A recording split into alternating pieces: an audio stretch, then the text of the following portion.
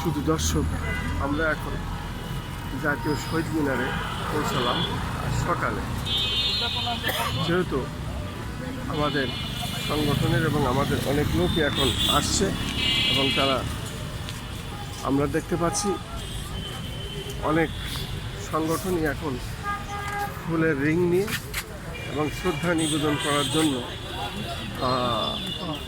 জাতীয় শহীদ মিনারে আসছেন। আমরা দেখতে পাচ্ছি সকাল থেকে এখানে মানুষের বেশ ভিড়।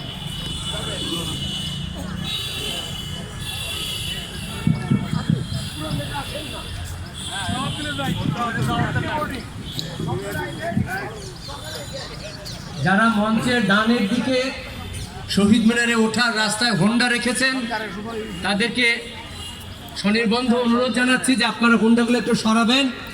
এখানে আমাদের মরদেহবাহী অ্যাম্বুলেন্স আসবেন, প্লিজ। যারা ডান দিকে হোন্ডা রেখেছেন দেখতে পাচ্ছি শহীদ মিনারের নিচে, তারা হোন্ডাগুলো সরিয়ে নেবেন প্লিজ।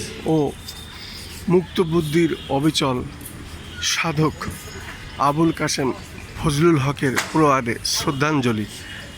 আমরা দেখতে পাচ্ছি জাতীয় কবিতা পরিষদ এটা আয়োজন করেছেন। আমরা এখন জাতীয় শহীদ মিনারে অধ্যাপক আবুল কাশেম ফজলুল হকের আমরা দেখতে পাচ্ছি। আমি সকাল থেকে বাংলা একাডেমিতে আছি এবং কিছুক্ষণ আগে জানাজা হয়েছে, সেখান থেকে তার মরদেহ শহীদ মিনারে আসবে, তারপরে আমরা আমাদের কার্যক্রম শুরু করব।